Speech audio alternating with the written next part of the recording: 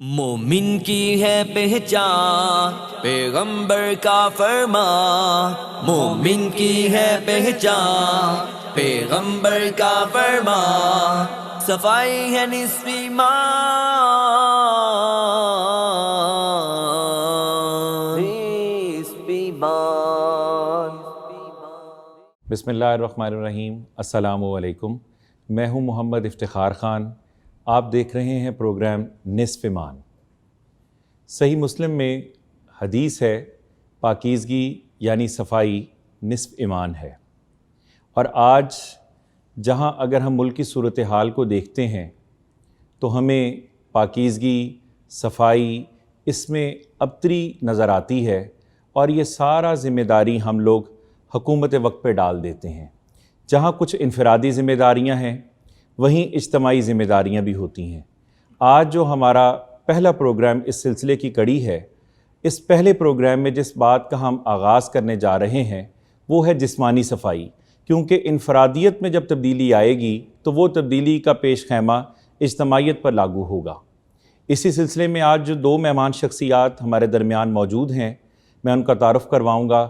ہماری پہلی مہمان شخصیت جن کا تعلق شعبہ طب سے ہے، یعنی ڈرماٹولوجسٹ ہیں، جو اس حوالے سے ہمیں آگہی دیں گے کہ جو سکن کی ڈیزیزز یا جو کنٹیجیس ڈیزیزز جو چھوت سے، کانٹیکٹ سے لگتی ہیں، وہ کون کون سی ہیں، اور ہمیں وہ کون سے ایسے طریقہ کار اختیار کرنے ہیں جن سے ہم ان بیماریوں سے بچ سکتے ہیں۔ تو میری مراد آج ہمارے پروگرام کی پہلی مہمان شخصیت ڈاکٹر محمد علی صاحب۔ السلام علیکم جی۔ ویلکم ٹو دا پروگرام سر۔ بہت شکریہ، آپ نے اپنی مصروفیات میں سے وقت نکالا اور آج ہمارے درمیان آپ موجود ہیں۔ ماشاءاللہ آپ کا تعلق چونکہ شعبہ طب سے ہی ہے، اور آپ ڈرماٹولوجی یعنی سکن ڈیزیزز کو ہی خاص طور پر آپ ڈیل کرتے ہیں، اس حوالے سے بھی پروگرام میں گفتگو ہوگی۔ ہماری جو دوسری مہمان شخصیت جن کا تعلق شعبہ تدریس سے بھی ہے، آپ ایک استاذ بھی ہیں، اور استاذ ہونے کے ساتھ ساتھ آپ ایک عظیم مذہبی اسکالر بھی ہیں۔ میری مراد پروفیسر ڈاکٹر صارم صاحب۔ السلام علیکم۔ ویلکم ٹو دا پروگرام سر۔ بہت شکریہ، آپ گجرانوالہ سے تشریف لائے ہمارے پروگرام میں، اور اپنی مصروفیات میں سے آپ نے وقت نکالا۔ آج اس حوالے سے انشاءاللہ ہم یہ دیکھیں گے کہ ہماری میڈیکلی اور ساتھ ہی ساتھ ہمیں ریلیجیسلی کہ کتنا صفائی، جب صفائی کو نصف ایمان قرار دیا گیا ہے تو اس کی کتنی اہمیت، کتنی امپورٹنس ہے، اس کے اوپر گفتگو ہوگی۔ میرا پہلا سوال ڈاکٹر صاحب آپ سے ہوگا کہ اس حوالے سے یہ ذرا بتائیے کہ جو ہائیجین ہے اور کلینلینس ہے، ان دونوں میں کیا کوئی فرق ہے، یا کہ دونوں ایک متصادم ہے چیزیں، یا دونوں ایک جیسی ٹرمز ہیں، سملر ہیں یا ڈس سملر ہیں؟ بیسیکلی جو ہائیجین ہے، یہ جسمانی صفائی یا ہمارے ارد گرد کے ماحول کی صفائی دونوں کو انوالو کرتی ہے۔ یہ خالی اپنی ایک ذاتی صفائی کو، یا آپ نے اگر گھر کو صاف رکھا ہے تو اس کو نہیں ہے، لیکن کلینلینس جو ہے وہ صرف آپ کی یا اپنی ذاتی صفائی ہے یا گھر کی صفائی ہے۔ تو بیسیکلی ہائیجین جو ہے وہ کلینلینس ہی کو انکمپس کرتی ہے۔ Cleanliness is part of hygiene. اب اگر میں اپنے گھر میں صفائی ستھرائی رکھتا ہوں تو یہ ایک کیونکہ باقاعدہ سائنس ہے، تو مجھے یہ نہیں ہے کہ میں نے گھر کے اندر سارا صفائی کر کے کوڑا باہر پھینک دینا اوپن ایئر میں، تو یہ پور ہائیجین میں آ جائے گی۔ میں گھر پہ جو صابن وغیرہ استعمال کرتا ہوں، اس کے بعد میں پھل وغیرہ کو دھوئے بغیر استعمال کر لیتا ہوں، یہ بھی پور ہائیجین میں آ جائے گی۔ تو مجھے ان ساری چیزوں کو دیکھنا پڑے گا، مجھے صابن سے ہاتھ دھو کے پھل کو بھی دھونا پڑے گا۔ صحیح، کیونکہ اس کے اوپر کیمیکل سپرے لگے ہوئے ہیں، انسیکٹیسائڈز ہیں۔ بالکل اسی طرح اگر میں نے بہت اچھا واش روم بنایا ہوا ہے اور واش روم استعمال کرنے کے بعد میں بغیر ہاتھ دھوئے باہر آ کے کھا لیتا ہوں، تو یہ بھی پور ہائیجین میں آ جاتا ہے۔ So it's a full system, آپ کو پورا سسٹم ہے، ایک سائنس ہے ہائیجین کو، جس میں cleanness is a part of it. صحیح۔ اچھا ڈاکٹر صاحب، میرا یہ کویشچن ہے آپ سے، طہارت اور صفائی یہ ایک ہی ٹرم ہے، یا یہ دونوں مختلف ہیں، یا ایک دوسرے کو یہ سینرجائز کر رہی ہیں؟ بسم اللہ الرحمن الرحیم، صلی اللہ علیہ وآلہ وسلم۔ پہلی بات تو بہت بہت شکریہ کہ آپ نے اتنے اہم موضوع کے اوپر جو ہے مجھے بات کرنے کا موقع دیا۔ اس کی اہمیت کا اندازہ جیسے آپ نے شروع میں بتا دیا کہ جو طہارت ہے وہ نصف ایمان ہے۔ یہاں پہ طہارت کا لفظ استعمال ہوا۔ طہارت ایک وسیع اصطلاح ہے، اور اس کا ایک حصہ صفائی ہے۔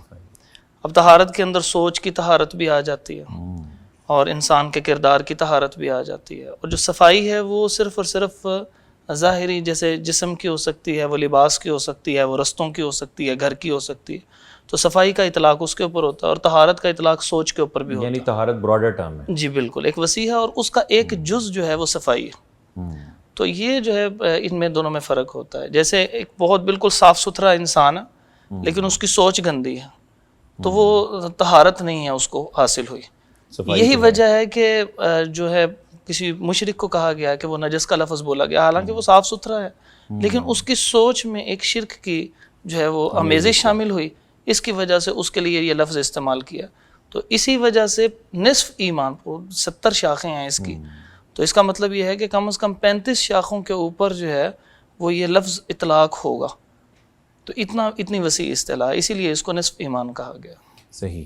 اچھا ڈاکٹر صاحب یہ بتائیے گا کہ جو جسمانی صفائی کے حوالے سے اگر ہم بات کریں تو اس میں اگر ہم ڈیلی کی بات کرتے ہیں، میڈیکلی سردیاں ہوں یا گرمیاں ہوں، موسمی اثرات ہوں، یا اس کے علاوہ بھلے کیسے بھی اگر آپ کا آب و ہوا ہے، کتنے دنوں بعد جو ہے وہ اگر یہ دیکھیں جسمانی صفائی یعنی نہانا، بات پراپر لینا وہ ضروری ہے، جسے ہم غسل کہہ دیتے ہیں؟ روزانہ نہانا بہت ضروری ہے. صحیح. عموماً یہ ہوتا ہے نا کہ جب بچہ چھوٹا ہوتا ہے تو اس میں بڑے لوگ یہ کہہ رہے سردی ہے روز مت نلائیں، اسے ٹھنڈ لگ جائے گی. کیا یہ میڈیکلی بھی کوئی بات ایسی ہے یا نہیں ہے؟ ایبسولوٹلی ناٹ، اس میں کوئی سچائی نہیں ہے. ہمارے متس اتنے زیادہ یہاں پہ بن چکے ہوئے ہیں. بیمار ہے ایک آدمی، بخار ہے، اس کو کہیں کہ نہانا نہیں ہے، اور کمبل دے دیتے ہیں. صحیح. اب آپ غور کیجئے، اگر جب بخار زیادہ تیز ہوتا ہے تو ہاسپٹلس میں بھی پٹیاں کرنے کو کہا جاتا ہے. ایگزیکٹلی. وہی اگر بندہ جا کے نہا لے تو اس کا بخار ٹوٹ جاتا ہے، کیونکہ آپ کا باڈی کا ٹیمپریچر وہ پانی سے کم ہو جاتا ہے. اور یہ 1400 سال پہلے بھی تو تھا نا، جب نبی علیہ السلام کو آخری لمحات میں بخار تھا تو اس وقت بھی پانی میں ہی ہاتھ ڈپ کر کے اس کی شدت کم کر رہے تھے. پلان میں بیٹھے ہوئے تھے تو اس کے ان پہ پھر نبی صلی اللہ علیہ وسلم پہ وہ سارا پانی گرایا گیا، تو جس سے بخار کی جو ہے شدت وہ کم ہوئی گئی. تو وہ تو 1400 سال پہلے نبی کریم صلی اللہ علیہ وسلم نے کر دیا، اللہ تعالیٰ نے بتا دیا. لیکن ہمارے کیونکہ آپ کو پتہ ہے معاشرے میں بیمار ہے، کسی کو کاکڑا لاکڑا ہو گیا ہے، کسی کو چکن پاکس ہے یا کوئی ہے، نہلانا نہیں ہے جی اس کو، وہ 10 دن بیچارہ گندا ہی رہتا ہے. اب ایک تو اس کو پہلے وائرل انفیکشن ہوئی ہے، جب وہ نہاتا نہیں ہے اسکیبز اوپر رہ جاتے ہیں، جب وہ چھالے ٹوٹتے ہیں اس کے اندر بیکٹیریل انفیکشن ہو جاتی ہے، تو پھر سونے پہ سہاگا وہ ایک سے نکلتا ہے دوسرے میں پھنس جاتا ہے. نہائیں، روزانہ نہانا چاہیے، اپنے جسم کو صاف رکھنا چاہیے، کیونکہ جس وقت ہم نہاتے ہیں تو سارے دن کا پسینہ جو بدبو پیدا کرتا ہے، بیکٹیریاز، فنگائی جو ہمارے جسم پہ گرو کر رہے ہوتے ہیں، وہ سارے ہم ان کا لوڈ کم کر دیتے ہیں اور ان کی گروتھ کم ہو جاتی ہے. نہانے سے مجھے یاد آیا، اس حوالے سے یہ بھی لوگوں کا کوشچن ہو سکتا ہے ناظرین کا، کہ سوپ کے حوالے سے پوچھا جاتا ہے کہ ایک اچھا سوپ جو ہے، جو عموماً یہ ہے کہ اینٹی بیکٹیریل یوز کریں تو وہ اسکن ریش بھی کرتا ہے، جو جن کی بہت ساری ہم ایڈز بھی دیکھتے ہیں کہ جراثیم صاف نہیں، واقعی صاف ہو جائیں. اس میں کون سا ایسا سوپ ہے کہ جو اگر یہ دیکھیں، اور کتنے منٹ تک اس کی ڈیوریشن ہے ہینڈ واش کے حوالے سے، کہ جس سے ہم جراثیم کا خاتمہ بھی کر سکتے ہیں اور اپنی سکن کے اوپر انفیکشن بھی، یا اس کے علاوہ سکن کے اوپر رگڑ بھی نہ آئے، خراش بھی نہ آئے، وہ کون سا ایسا سوپ ہو سکتا ہے؟ اچھا، سب سے پہلے تو آپ یہ ذہن میں رکھیے کہ پوری دنیا میں، اسپیسیفکلی امریکہ میں، آج سے 8-10 سال پہلے جتنے جراثیم مارنے والے صابن تھے وہ مارکیٹ سے اٹھا دیے گئے تھے، اور ہمارے ہاں اتنے ہی ایڈز آتے ہیں، اتنے چل رہے ہیں. اور آپ غور کیجئے کہ بچوں کو ٹارگٹ کرتے ہیں، ایسے ہی وہ بڑوں کو ٹارگٹ نہیں کرتے. بڑوں کو ٹارگٹ سوپس ہیں کہ چھینک آ گئی ہے تو صابن لگائیں وہ ٹھیک ہو جائے گا، حالانکہ اس کے ساتھ کوئی تعلق نہیں ہے. یہ صرف آپ جب استعمال کرتے ہیں، یہ آپ کے سارے جسم کے اوپر اس وقت لاکھوں کروڑوں جراثیم ہیں جو وہ انتہائی خطرناک ہے، لیکن وہ ہمارے ساتھ پیار محبت سے رہ رہے ہیں، ہمیں کچھ نہیں کہتے. جس وقت ہم یہ جراثیم مارنے والے صابن استعمال کرتے ہیں تو وہ نہ صرف جراثیم کو مار دیتے ہیں بلکہ ہمارے جسم کی اس طاقت کو کہ وہ نمی کو برقرار رکھے اس کو بھی ختم کر دیتے ہیں. جو لوگ نہاتے ہیں جراثیم مارنے والے صابن سے، وہ آپ کو بتائیں گے کہ ان کو جسم کھچا ہوا محسوس ہوتا ہے، ڈرائینیس ہو جاتی ہے. بنجر زمین آپ نے دیکھی ہے، اس کے اندر کٹس پڑے ہوتے ہیں. یہ ہماری سکن جو ہے وہ سب سے بڑا آرگن ہے ہمارے جسم کا. No doubt. جو ہمیں تمام بیماریوں سے بچاتا ہے. اور اس کے اوپر سیبم جو ہے وہ سیبم اللہ تعالیٰ نے ہمیں دیا ہوا ہے, اینٹی بیکٹیریل ہے, اینٹی مائکروبیل ہے, ہم اسی کو ہٹانے کی کوشش میں لگے رہتے ہیں. بالکل ایسے ہی ہے. ٹھیک ہے, اب جب آپ نے کریک اس کے اندر دے دیا اپنی جلد کے اندر, تو آپ نے بیکٹیریا کو, فنگائی کو, وائرس کو کھلی دعوت دے دیا ہو, پاس آن ہو. ٹھیک ہے. عام بیوٹی سوپ استعمال کیجئے, جو اچھے موئسچرائزنگ سوپس ہیں ان کو استعمال کیجئے. اور لیکن ہمارے ہاں موسٹلی بیوٹی سوپس بھی تو شالم مارکیٹ میں تیار ہو رہے ہیں نا, جن کی فریگرنس اگر دیکھیں تو ایک ٹائم ہوتا تھا کہ جو آج بڑے نام ہیں ان کی فریگرنس پورے گھر میں پتہ لگتا تھا کہ یہ سوپ یوز ہوتا ہے. آج آپ وہ ہاتھوں پہ بھی استعمال کرتے ہیں تو آپ کو اگر سونگیں بھی تو نہیں آتی ہے. آپ کس چیز کو روکیں گے؟ کوئی ایسا اچھا سوپ مارکیٹ میں نہیں ہے کہ جو اگر دیکھیں اس کو استعمال کیا جانا چاہیے. آپ کوئی بھی سوپ کر سکتے ہیں لیکن جراثیم مارنے والے نہیں.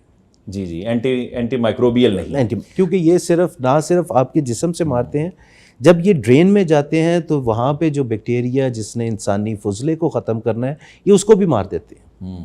انہی ایفیکٹس کی وجہ سے ان کو پورے مارکیٹ سے اٹھا لیا گیا تھا. کافی عرصہ امریکہ میں یہ کمپین چلی تھی اینٹی بیکٹیریل کی اور عام صابن کی. تو ہمارے ہاں بھی ان چیزوں کو بین ہونا چاہیے بہت, اور اس کے لیے میرے خیال ایکشن جو ہے وہ FDA لیتی. ہاں جی, یہ پاکستان کی جو اتھارٹیز ہیں, ہیلتھ اتھارٹیز ہیں, ان کو دیکھنا چاہیے. صحیح. اچھا, اس طرح ڈاکٹر صاحب ہم تو دیکھتے ہیں بطور مسلمان کہ اللہ تعالیٰ 5 مرتبہ جب دن میں موقع دیتا ہے وضو کے حوالے سے اگر دیکھیں تو ہر وقت باوضو رہنے کے ایک تو شرعی فوائد کیا ہیں, دوسرا اگر ہم یہ دیکھتے ہیں کہ وضو بار بار جب ہم کرتے ہیں دن میں 5 مرتبہ, یہ صفائی میں اور طہارت کے اندر کتنا ممد و معاون ثابت ہوتا ہے؟ یہ 3 اس کے پہلو ہیں. پہلا پہلو یہ ہے کہ اللہ رب العزت وضو کرنا جو چونکہ طہارت کا ایک حصہ ہے تو اس کو اختیار کرنے سے اللہ تعالیٰ محبت کرتے ہیں. یہ سب سے بڑا فائدہ ہے. ان اللہ یحب التوابین و یحب المتطہرین, کہ اللہ تعالیٰ توبہ کرنے والوں اور اسی طرح پاکیزہ رہنے والوں سے محبت کرتا ہے, پاکیزگی. تو اس میں یہ ایک جز ہے کہ آپ حاصل کر سکتے ہیں پاکیزگی وضو کے ساتھ. یہی وجہ ہے کہ نماز پڑھنی ہوتی ہے, آپ نے 20 دفعہ بھی نہا کے آئے ہوں, مطلب یہ کہ اچھی طرح نہائے بھی ہوں, پھر بھی آپ کو وضو الگ سے کرنا ہے تاکہ ایک عادت آپ کی ختم نہ ہو. تو آپ کو منہ ہاتھ دھونے کی, فریش ہونے کی عادت ہو, آپ اللہ تعالیٰ کے سامنے کھڑے ہو رہے ہیں. تو اس کا ایک فائدہ یہ دوسرا ہے کہ جب ہم وضو کرتے ہیں تو نبی صلی اللہ علیہ وسلم نے فرمایا کہ جب ہم ہاتھ دھوتے ہیں تو ہاتھ کے صغیرہ گناہ معاف ہو جاتے ہیں, اور جب ہم کلی کرتے ہیں تو زبان کے اور منہ کے جو ہونے والے گناہ ہیں, جیسے چھوٹے چھوٹے گناہ ہیں, بعض اوقات کوئی ایسا لفظ منہ سے ادا ہو جاتا ہے جو کسی کی دل داری کا باعث بن جاتا ہے, یا کوئی ایسی چیز ہو جاتی ہے, تو یہ سارے کے سارے گناہ جو ہیں وہ کلی کرنے سے, ناک میں پانی ڈالنے سے وہاں کے گناہ, جو چہرہ دھوتے ہیں تو چہرے کے گناہ, اب آنکھ اس کے اندر آ جاتی ہے تو کوئی گناہ کچھ نہ کچھ ہو جاتا ہے انسان سے, وہ ختم ہو جاتے ہیں. فرمایا کہ جب جب آزاد ہوتے جائیں گے اس کے گناہ ختم ہوتے جائیں گے, حتیٰ کہ ناخنوں کے نیچے سے بھی. اب ناخنوں کے نیچے کیا گناہ ہوگا, مطلب یہ کہ اللہ رب العزت اس کو ذریعہ بنا دیتے ہیں آپ کے اور ہمارے گناہوں کی بخشش کا. تیسرا پہلو یہ ہوتا ہے جب آپ وضو کر کے رہتے ہیں نا تو آپ کے اندر ایک جذبہ ہوتا ہے اذکار کرنے کا, اللہ تعالیٰ سے تعلق کا, اور آپ اس وضو کو بچانے کے لیے اپنی زبان کی حفاظت کرتے ہیں. اب زبان کے کتنے فوائد ہیں اگر ہم حاصل کرنا چاہیں, اور کتنے نقصانات ہیں جو اس کے ہو سکتے ہیں, تو نقصانات سے بچ کے ہم فوائد کو حاصل کرتے ہیں. تو یہ اس کے جو ہے نا جو ہماری عام زندگی پہ بھی اثرات بنتے ہیں. وضو کیا ہوا ہے تو انسان کہتا ہے کہ یار مجھے یہ لفظ نہیں کہنا چاہیے, مجھے یہ بات نہیں کرنی چاہیے. وضو کیا ہوا ہے تو اس میں عبادت میں بھی ایک آسانی رہتی ہے. جیسے سردیوں میں سب سے بڑا مسئلہ نماز کا نہیں ہوتا, وضو کا ہوتا ہے, کیونکہ وضو جب اگر ہو گیا تو پھر نماز تو بڑی آسان ہو جاتی ہے. اس کا مطلب عبادت میں بھی نا سہولت اللہ تعالیٰ دے. جب محبت کرتے ہیں تو اپنے پاس بلا بھی آسانی سے لیتے ہیں. تو یہ اس کے 3 بڑے فوائد ہیں جو. بہت خوب.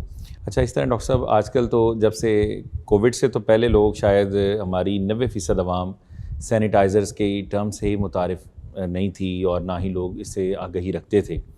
اب جب سے کووڈ کے بعد اس چیز کو بہت زیادہ پرووک کیا گیا, ضرورت بھی تھی سینیٹائزرز کا. اسی طرح بچوں کے اندر اگر یہ دیکھیں تو وہ جو ٹیشو پیپرز ہیں یا ڈفرینٹ جو ہیں وہ وائپس یوز کی جاتی ہیں. تو اس حوالے سے کیا بتائیے گا کہ سینیٹائزر اسپیشلی, باقی چیزیں تو بعد میں ہیں, سینیٹائزرز کتنے ایفیکٹو ہیں کہ ہمارے جرمز کو کنٹرول کرنے کے لیے؟ کیا اس کے لیے یہ ہاتھ دھونے کا متبادل ہو سکتے ہیں؟ بالکل نہیں. اگر آپ کے پاس صابن اور پانی اویلیبل ہے تو سینیٹائزرز کی آپ کو استعمال کرنے کی ضرورت نہیں ہے.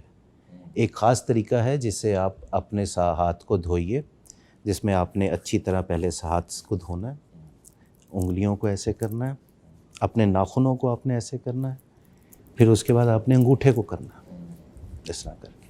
تو آپ ہر جگہ کو اچھی طرح دھو رہے ہیں، صاف کر رہے ہیں، اور وہ اس کی ضرورت کر رہے ہیں. سینیٹائزرز، وائپس اور دوسرے ٹیشو پیپرز کا استعمال یہ آپ اس جگہ پہ کیجئے جس جگہ پہ آپ کو پانی اور سادہ صابن اویلیبل نہیں ہے. یہ خاص طور پہ سینیٹائزرز کے اوپر لکھا ہوا بھی ہوتا ہے where water and soap is not available. Covid آیا، اس بیماری کے بارے میں ہمیں نہیں پتہ تھا، پوری دنیا کو نہیں پتہ تھا، ہر کوئی ڈر گیا، انہوں نے استعمال کرنا شروع کر دیا اور پھر اتنا ایکسیسولی استعمال کیا کہ اسکن کے اوپر ریشز ڈیولپ ہونا شروع ہو گئے. میں ایک ایڈ کرنا چاہوں گا کہ مولانا فرمایا جو وضو کے لحاظ سے ہمارے جسم میں کچھ جگہیں ہیں جہاں پہ جا کے بیکٹیریاز بیٹھ جاتے ہیں اور بار بار انفیکشن کریٹ کرتے ہیں. ان میں ایک کان کے پیچھے ہے، ناک کے اندر ہے، انگلیوں کے درمیان، یہ کونی، پاؤں کی انگلیوں کے درمیان. یعنی وضو کے لیے میڈیکلی اس کے فوائد بھی ہیں. میڈیکلی اس کے فوائد بھی ہیں کہ جس وقت ہم لوگ کرتے ہیں ہم انگلیوں کو بھی خلال کرتے ہیں، پاؤں کی انگلیوں کو بھی. لیکن ایک چیز جو بہت دیکھنے میں آئی ہے اور وہ خاص طور پہ 5 وقت کے نمازی لوگوں میں دیکھنے میں آئی ہے، وہ پاؤں کی فنگل انفیکشن نہیں ہوتی، ایتھلیٹ فٹ جسے کہتے ہیں. بہت زیادہ ہوتا ہے ان میں، بہت زیادہ ہوتا ہے. کیوں کہ ہم لوگ وضو کے بعد پاؤں کی انگلیوں کو خشک نہیں کرتے، فوراً اوپر ساکس پہن لیتے ہیں، فوراً ساکس پہن کے نماز کے لیے چلے جاتے ہیں. فنگس جو ہوتی ہے وہ گرم مرطوب آب و ہوا میں گرو کرتی ہے. تو مرطوب ہم نے کر دیا، جراب پہن کے اس کو گرم بھی کر دیا. اگر ایک سمپل یہ چیز کر لی جائے کہ وضو کے بعد ہم پاؤں کی انگلیوں کو خشک کر لیں تو ایتھلیٹ فٹ جو آپ کہہ رہے ہیں، ہم اس کو ٹینیا پیڈس کہتے ہیں انٹرڈیجیٹل، تو وہ ویرائٹی نہیں ہوتی پاؤں کو خشک کرنے سے. اور وضو کرنے سے کیونکہ بار بار آپ انگلیوں کو دھو رہے ہیں تو ان جگہ پہ بیکٹیریا کی کلونائزیشن بھی نہیں ہوتی ہے، تو اس سے بھی ہم بیماریوں سے بچ جاتے ہیں. کلی کرنے سے بار بار منہ کے اندر جو آپ کے جراثیم کھانا رہ گیا ہے وہ نکل جاتا ہے، ناک کے اندر جو آپ کا جمع ہوا ہوتا ہے وہ نکل جاتا ہے، منہ کے اوپر جتنی ڈرٹ ہوتی ہے وہ صاف ہو جاتی ہے. سو میڈیکلی بھی فائدے ہیں، شرعی اعتبار سے تو ہے ہی ہیں. اسی طرح جب سے یہ بیماریاں، جب کنٹیجیس ڈیزیزز شروع ہوئیں، جس میں کووڈ آ گیا اور جس طرح سنیزنگ، کفنگ ہے، یہ بھی پھیلتا ہے، کنٹیجیس ہے. اس میں یہ بتائیے گا کہ وضو کرنے کے ساتھ ساتھ تو ہم نے بات کی کہ یہ چیزیں ہم بیماریوں سے دور ہو سکتے ہیں. ہاتھ شرعی طور پر کب کب دھونے کی تلقین کی گئی؟ ایک اس میں دوسرا ساتھ میں یہ بھی ایڈ آن کر دوں، عمومی طور پر ہم یہ دیکھتے ہیں ریسٹوران ہوں یا جہاں لوگ اتنے کانشیس نہیں ہوتے، وہاں پر وہ ہاتھ دھونے کے بعد جو ٹال لٹکا ہوتا ہے، یوزڈ ہے، گندا ہے، ایون گھروں میں بھی عموماً لوگوں کو دیکھنے میں ملتا ہے کہ وہ لوگ اس کے بعد ہاتھ کو خشک کرتے ہیں. تو شریعت کا اس معاملے میں کیا حکم ہے، اس حوالے سے بھی آ گئی. یہ جو ہاتھ دھونا ہے یا کوئی جسم کے اعضاء دھونے ہیں، ایک تو اس کا ایک عمومی دلیل یہ ہے کہ اسلام گندگی کو ناپسند کرتا ہے. اگر ہاتھ گندے ہیں یا کوئی بھی جسم کا عضو گندا ہے تو اس کو صاف کرنا اور دھونا ضروری ہوتا ہے. تو ایک تو یہ موقع ہے کہ اگر کوئی گندگی لگ جائے تو اسی وقت دھو لیا جائے. دوسرا موقع یہ ہے اسلام میں کہ آپ نے جس وقت کھانا کھانا، سنن نسائی میں حدیث ہے، نبی صلی اللہ علیہ وسلم کھانا کھانے سے پہلے ہاتھ دھویا کرتے تھے. اب جب کھانا کھاتے ہیں ہم ہاتھ سے تو اس کے اوپر اگر کوئی چیز ہوگی آپ کے ہاتھ پہ تو وہی آپ کے اس خوراک کے ساتھ پہلو بن کے تو اندر چلی جائے گی، تو پھر بعد میں وہ پریشانی کا سبب بنے گی. اسلام صرف اور صرف اسپریچول ہیلتھ کے لیے نہیں صرف بتاتا، وہ ہمیں بتاتا ہے کہ آپ کی روحانی کے ساتھ ساتھ جسمانی صحت بھی ضروری ہے. جیسے وہ حدیث میں آتا ہے کہ طاقتور مومن جو ہے وہ کمزور مومن سے، تو اب وہ مومن تو پہلے ہی ایمان والا ہے تو اس میں جسمانی صحت کا بھی ہے، تو اس لیے اس کا اہتمام کیا جاتا ہے. تیسرا موقع وہ ہوتا ہے کہ جس وقت آپ سو کے اٹھتے ہیں، فرمایا اس وقت 3 دفعہ ہاتھ کو دھوئیے. صحیح. تو وہ 3 دفعہ ہاتھ کو دھونے کے بعد کسی برتن کے اندر داخل کریں. جبکہ ہمارا یہ الٹا رواج بھی سننے کو ملتا ہے ہمیں ڈراماز وغیرہ سے، بیٹی کا. ہاں تو وہ اسلام نے منع کیا ہے. دیکھیں وہ ایک برتن کے اندر ہاتھ داخل کرنے سے منع کر دیا کہ تمہیں معلوم نہیں تمہارا ہاتھ کہاں رات بسر کر کے ہے. تو یہ کیسے ممکن ہے کہ آپ کے اپنے منہ کے اندر جو خوراک جا رہی ہے اس کو لگے اور وہ آپ کے اندر جو ہے وہ ہیلتھ کانشیس. اس کے علاوہ اور کب کب ہاتھ دھونے کا حکم ہے؟ اس کے علاوہ جو ہے جس وقت آپ وضو کرتے ہیں اس وقت ہاتھ دھوتے ہیں، اور رات سونے سے پہلے نبی صلی اللہ علیہ وسلم کی عادت تھی کہ وہ وضو کرتے تھے. آپ وضو کریں گے تو ہاتھ دھوئیں گے. تو یہ اس میں ایک اس کی اہمیت یہ ہے کہ جس وقت آپ کے ہاتھوں پہ کوئی چیز لگی ہوتی ہے، عام طور پہ کھانا کھا کے وہیں پہ بیڈ پہ لیٹ جانا، تو ہاتھوں پہ جب کوئی چیز لگی ہوگی تو وہ جو کیڑے مکوڑے انسیکٹس ہیں وہ اپنا رزق تلاش کرنے کے لیے آتے ہیں، تو وہ پھر بعد میں کوئی تکلیف پہنچاتے ہیں. ہم اسی سے پروگرام کا پھر سے آغاز کریں گے. ابھی ہم لیں گے ایک مختصر سا بریک. ملتے ہیں بریک کے بعد. مومن کی ہے پہچان پیغمبر کا فرمان، مومن کی ہے پہچان پیغمبر کا فرمان، صفائی ہے نصف ایمان، نصف ایمان. جی السلام علیکم، ویلکم بیک. جی اچھا ڈاکٹر صاحب، مٹی کی تاثیر کے حوالے سے جب عموماً دیکھنے میں ملتا ہے کہ ہم بچے کو بہت زیادہ جب پیمپرڈ کر دیتے ہیں نا، اس کی کیئر بہت کرتے ہیں، تو وہی بچے دیکھنے میں آتا ہے عمومی طور پہ. میں تو اپنے اگر بیٹے کی بھی بات کروں تو وہ زیادہ بیمار پڑتے ہیں، جبکہ بچے جب مٹی میں کھیلا کرتے تھے تو اس وقت بیماریاں اتنی نہیں تھیں. کیا کوئی ایسی کوئی مٹی کی تاثیر ہے یا کیا؟ اور ہم نے اس مٹی کی جگہ پر اس وقت بچوں کو چائنا کلے بھی متعارف کروائی ہوئی ہے کھیلنے کے لیے، تو اس حوالے سے میڈیکلی کیا آپ کہیں گے؟ دیکھیں جی، میڈیکلی تو مٹی کے اندر آج کل جو اگر آپ دیکھیں تو بہت سی چیزیں ایسی ہیں جس میں آپ کے جس طرح آپ نے بتایا پیسٹیسائڈس آ جاتے ہیں، ڈفرینٹ کیمیکلز ہیں، آپ کا جانوروں کا فضلہ بہت زیادہ ہے. ٹھیک ہے، ہمارا جس وقت میرا بچپن تھا لائک سے ارلی 80s میں، ٹھیک ہے، تو اس وقت اتنی زیادہ ہمارے کیمیکلز ہماری لائف میں اتنے انوالو نہیں ہوئے، پولوشن نہیں تھی، اور مٹی میں بھی کھیل لیا ٹھیک ہے، لیکن اس کے بعد آ کے نہا لیا. ٹھیک ہے، گھر والوں نے زبردستی ہاتھ دھلا دیے. آج کل اب جتنی بیماریاں آپ کو اس مٹی سے لگتی ہیں، جانوروں کے فضلے سے آئی ہوتی ہیں، ناخنوں کے اندر رہ جاتی ہیں، بچے آتے ہیں اسی ہاتھ سے کھانا شروع کر دیتے ہیں، انہوں نے بیمار ہونا ہی ہے. اس میں کیا کہتے ہیں سے آپ کا یہ آ جاتا ہے مختلف قسم کے جو ورم انفیسٹیشن ہے وہ آ جاتی ہے. ٹھیک ہے، ڈی وارم کرنا پڑتا ہے. اسی طرح پیٹ سب رکھنے کا رواج بہت زیادہ ہو گیا. ہاں جی، ٹھیک ہے، اور اسلام میں تو ہمارے منع کیا گیا ہے کہ نہ رکھیں، اسپیسیفکلی کتے کو منع کیا گیا. اب اس کی وجہ سے فلی انفیسٹیشن ہوتی ہے، بچوں کو. لیکن یہ تو بیڈ روم تک چلے گئے. چلے کیٹس تو چلیں سمجھ آتی تھی، وہ لوگوں نے کبھی کوئی پرشین کبھی کوئی کیٹ رکھے، تو اس سے بہت بیماریاں ہیں. کیٹ اسکریچ ڈیزیز ہے جو بعد میں جا کے لائف تھریٹننگ کنڈیشن میں بن جاتی ہے. ٹھیک ہے، برولیوسس اس سے ہو جاتا ہے. تو یہ چیزیں جس چیز سے منع کیا گیا ہے وہ حکمت تھی اس میں تھی. ٹھیک ہے، اب ان میں فلی انفیسٹیشن سے بچوں کو بھی چیزیں کاٹتی ہیں، بڑوں کو بھی کاٹتی ہیں، پھر ان کا فضلہ ہے. تو اب میرے حساب سے تو اوائڈ ہی کرنا چاہیے مٹی میں کھیلنا وغیرہ. اور یہ جو آج کل کلے آئی ہوئی ہے اور بچوں کا یہ آج کل ایک وہ ہے جیلی ٹائپ ہوتی ہے جس کو وہ کھیلتے ہیں، اس سے چائنا کلے، اور وہ پلے ڈو بھی ہوتے ہیں. پلے ڈو تو وہی ہے، وہ دوسری ایک ہوتی ہے وہ آئی ہوئی ہے. اس سے یہ آپ کے ہینڈ ڈرماٹائٹس بہت زیادہ ہو رہا ہے. اچھا، بچے چھوٹے چائنا کلے کا بھی کوئی سائیڈ ایفیکٹ ہے؟ ڈیفینیٹلی اس کے اندر کیمیکلز ہیں نا اسپیسیفکلی، اور آپ کے ہاتھ زیادہ دیر اس کے اندر رہتے ہیں اور وہ آپ کی اسکن ڈیمیج کر رہے ہوتے ہیں اور پھر وہ خراب ہوتے ہیں، خارش ہوتی ہے. اور ایک دفعہ اگر آپ کا ہاتھ یا انگلی خراب ہو گئی ہے، it will take almost 6 months to heal. ٹھیک ہے، وہ ویزیبلی تو اس وقت نظر آ جائے گا کہ ٹھیک ہو گئی ہے، مائکروسکوپکلی اٹ ول ٹیک 6 months. تو ان کو اوائڈ کرنا چاہیے. اچھا، اس طرح ڈاکٹر صاحب بعض اوقات جب پانی کی عدم دستیابی ہو، ویسے الاسلام نے بڑی حکمت تھی کہ تیمم کی آیات نازل ہو گئیں، تو اور کن کن مواقع پر جو ہے وہ پانی کی عدم دستیابی پر کوئی اور طریقہ کار جو ہے وہ اختیار کیا جاتا ہے پاکیزگی کے لیے، طہارت کے لیے؟ ایک تو یہ ہے کہ وہی آپ نے بتا دیا کہ وضو کا جو ہے متبادل کے طور پر، اور یہ غسل کے متبادل کے طور پہ بھی استعمال ہوگا. اچھا، ایک اور مجھے بتائیے کہ لوگ عموماً کیا کرتے ہیں کہ اگر گاڑی پہ سفر کر رہے ہیں نا، تو اس میں وہ گاڑی کی سیٹ کوئی سمجھتے ہیں کہ اس میں یہ چمڑا لگا ہوا ہے، حالانکہ وہ ریکسین ہوتا ہے، اسی کو تیمم کے لیے، تیمم کو ایک تو طریقہ کار اس میں تھوڑا سا وضع کر دے مختصر سا، تاکہ لوگوں کو ذرا اویئرنیس ہو اس میں. یہ سورۃ المائدہ کی آیت نمبر 6 میں نا اللہ رب العزت نے حکم دیا، اس میں یہ ہے کہ اگر تم پانی نہ پاؤ تو تم صاف مٹی، اس کے لیے سعید کا لفظ بولا گیا.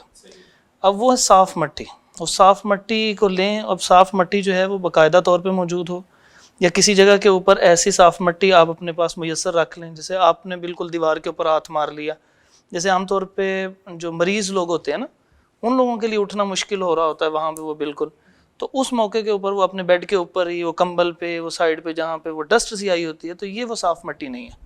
تو اس کے لیے جو لفظ ہے وہ صاف مٹی کا ہے. تو اس کے لیے تھوڑا اہتمام ضروری ہے کہ کسی بھی جگہ کے اوپر کہیں ایسے کھدائی ہو رہی ہے تو اوپر والی جو ڈسٹ والی ہے اس کو پیچھے کر دیں، اور نیچے سے جو نکلنے والی ہوتی ہے بالکل صاف ستھری ہوتی ہے، تو اس کو ہمارے پاس ہونا چاہیے. اگر یہ تیمم کرنا تو ہاتھ کو اس کو ایک دفعہ مارنا، اور اس کے بعد چہرے کے اوپر اس طرح ایسے ہاتھوں کو پھیرنا، پھر اس کے بعد دائیں اور پھر یہ بائیں کو، تو یہ آپ کا تیمم مکمل ہو جاتا ہے. بعض روایات میں آتا ہے کہ کوہنی تک بھی کریں اس بعض صحابہ سے، لیکن یہ جو حدیث ہے رسول اللہ صلی اللہ علیہ وسلم کی وہ صرف یہ ہاتھوں کو جو یہاں تک کر لیا جائے. تو یہ تیمم ہے. وضو تیمم میں فرق ہو جاتا ہے کہ وہ وضو سے کافی نمازیں، اور تیمم سے صرف ہر ایک کے لیے الگ الگ نیا کرنا پڑے گا نماز کے لیے. صحیح. اچھا، دوسرا موقع جو ہے وہ ہے اگر کوئی برتن گندا ہو جائے، تو حدیث میں آتا ہے کہ اگر کتا جو ہے وہ منہ مار لے کسی برتن میں، تو اس کو 7 دفعہ پانی سے دھو، اور اس کی پہلی دفعہ یا اس کی آخری دفعہ میں اس کو مٹی سے دھو. اب یہ تو ڈاکٹر صاحب اس کی بتائیں گے کہ کیا سبب ہے، لیکن ہمیں تو اتنا پتہ ہے کہ نبی پاک صلی اللہ علیہ وسلم نے فرمایا کہ آخری دفعہ یا پہلی دفعہ مٹی سے ضرور دھو.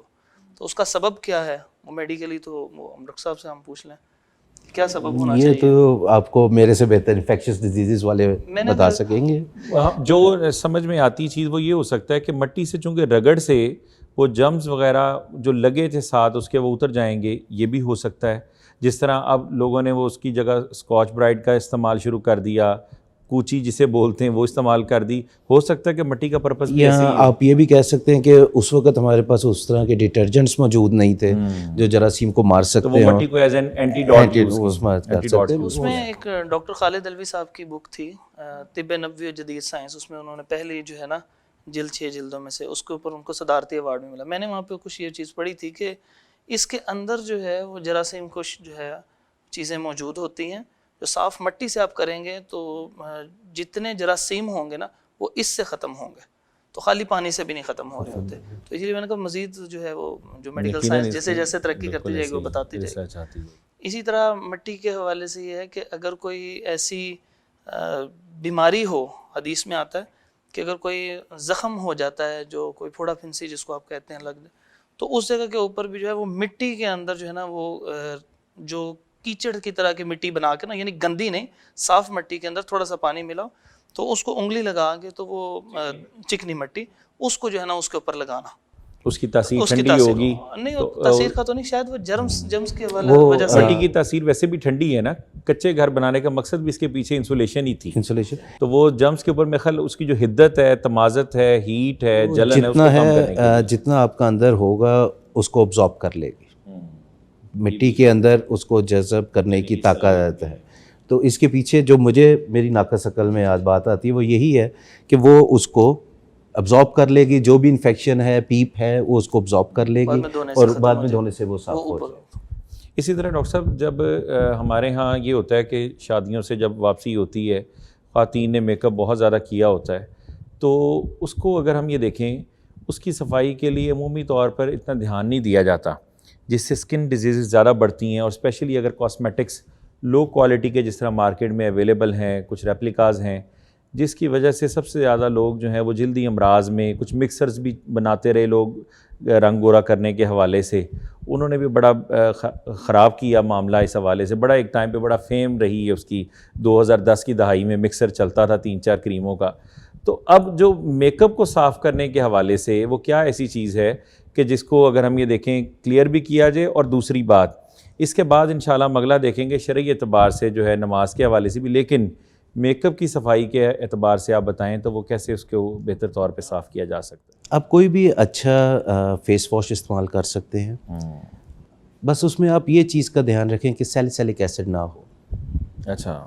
آئل کنٹرول اور جو یہ ہوتے ہیں سیبم کنٹرول، اس قسم کا وہ نہ ہو، کیونکہ سیلیسیلک ایسڈ ایک بہت اچھی دوائی ہے، ٹھیک ہے، اس کا جس جگہ پہ استعمال ہونا چاہیے اس جگہ پہ تو اس کا بہت فائدہ ہے. جس طرح سورائسس کے پیشنٹس میں ہو جاتا ہے جو ہم لوگ دیتے ہیں، وہ بڑا اچھا ہے، اس کے افیکٹس آتے ہیں، ٹھیک ہے. یا پرانا کرونک ایگزیما ہے جو نہیں رسپونڈ کر رہا، تو وہ کیونکہ پیل آف کرتا ہے سیلیسیلک ایسڈ، آپ کی اسکن کو اتارتا ہے اوپر سے. اب بہت سے ملٹی نیشنل برانڈز آ چکے ہوئے ہیں، ان کے فیس واش، اور اب ایک فیشن ہو چکا ہے میں جی فلانے کا فیس واش استعمال کرتی ہوں یا میں فلانے کا استعمال کرتے ہوں. تو وہ آپ کے اسکن کے اوپر جس طرح دیوار پہ پینٹ سے پہلے ریگ مار مارا جاتا ہے، وہ ایفیکٹ آپ کے چہرے کے اوپر کرتا ہے. اسی بات میں آپ کو انٹرپٹ کروں گا. یہ بھی بتائیے کہ ہمارے ہاں جو یہ بہت زیادہ اوور کوٹنگ ہو جاتی ہے میک اپ میں، اس کے مضر اثرات کیا ہیں ان کیمیکلز کے؟ میک اپ کر لیں، کوئی مسئلہ نہیں ہے. وہ پابندی لگانے کے لیے ہو سکتا ہے آپ پہ بھی فتویٰ لگ جائے. لیکن میک اپ کا کوئی ایشو نہیں ہے، لیکن اصل مسئلہ آتا ہے جو آپ نے کریمیں بتائی ہیں، یہ جو رنگ گورا کرنے والی کریمیں ہیں. جی جی بالکل ایسے. یہ جو کچھ ایسے پوٹنٹ ٹاپیکل اسٹیرائڈس ہیں جو بیماریوں میں تو بہت اچھا ہوتا ہے، لیکن آج کل سوشل میڈیا کے اوپر آ رہا ہے، ڈارک سرکلز میں مکس کر کے دے رہے ہیں. وہ ہم ڈرماٹولوجسٹ پاؤں کی تلی پہ لگانے سے پہلے سوچتے ہیں، جس میں آپ کی ساری جلد 4 لیئرس میں ہے. یہاں پہ ہاتھ کی تلی اور پاؤں کی تلی 5 لیئرس ہیں. تو وہاں پہ لگانے سے پہلے سوچ رہے ہیں، اور یہ آنکھوں کے ارد گرد لگانے کو دے رہے ہیں. تو آپ سوچیے یہ کیا کریں گے. ہماری ناسمجھ بیٹیاں بہنیں یہ استعمال کرتی ہیں رنگ گورا کرنے والی کریمیں، اور یہ پھر چہرے کے اوپر مردانہ داڑھی، ایکنی، چھائیاں، یہ سارا کچھ لے آتے. کیونکہ مجھے یاد ہے کہ جب وہ بیٹنوویٹ، آرچی اور اسٹلمن کا مکسر چلتا تھا، اس ٹائم پہ چند دنوں میں لوگ گورے بھی ہوتے تھے، مرد حضرات بھی بہت استعمال کرتے تھے. ابھی بھی تو تھوڑے دنوں کے بعد ہی چہرے پہ چھائیاں جب آتی تھی تو وہ پہلے سے بھی بھدا چہرہ ہو جاتا تھا. تو یہ معاملہ ان دنوں بہت عام تھا. یہ 4 کریمیں مکس ہوتی ہیں جی، بیٹنوویٹ، ڈرموویٹ، کلوبیویٹ، آرچی. لیکن آپ نے چاروں نام لے دیے، ہو سکتا ہے یہ دیکھنے والے اب بھی استعمال کرنا شروع کر دیں. تو اس کے مضر اثرات ہیں بہت، ڈاکٹر صاحب نے اس کے بہت مضر اثرات ہیں. خواتین، کیونکہ ہم لوگ تو اس میں شعبے میں ہوں، خواتین دھوپ میں نہیں جا سکتی، کھانا نہیں پکا سکتی، ہر وقت چہرے سے ان کے ہیٹ ڈیسیپیٹ ہو رہی ہوتی ہے، یعنی ان مکسر کے لگانے سے چہرے پہ داڑھی آ گئی ہوتی ہے، وہ اپنے منہ کو چھپا کے پھیر رہی ہوتی ہیں، پھر وہ لیزرز کے لیے جا رہی ہوتی ہیں، ایکنی کی ٹریٹمنٹ کروا رہی ہوتی ہیں، شادی میں پرابلم آ جاتی ہے، شادی سے پہلے فیشلز، سکن پالشنگ. میں تو اپنے مریضوں کو بتا کے تھک گیا ہوں، بھائی پالش کی ضرورت میرے بوٹوں کو ہوتی ہے، میرے چہرے کو نہیں ہے. اللہ تعالیٰ نے چہرے کو اپنے ہاتھ سے بنایا جی. آپ وہ لگاتے ہیں، آپ کا چہرہ برن کر جاتا ہے، آپ کا چہرہ تھننگ آ جاتی ہے. اور جو ہمیں کلر دیا ہے اللہ تعالیٰ نے، اس کی رضا پہ راضی رہنا چاہیے. اگر یہ رنگ گورا کرنے والی کریموں سے گورے ہو تو سارا افریقہ گورا نہ ہو جائے. بالکل ایسا ہی ہے. تو یہ صرف ان کا فائدہ ہے جو بنا کے بیچ رہے ہیں. یو کے میں ایک کریم گئی تھی، انہوں نے وہ بین ہی کر دی ہے، کمپنی بین کر دی. وہ تھی پاکستان کی؟ جی صحیح.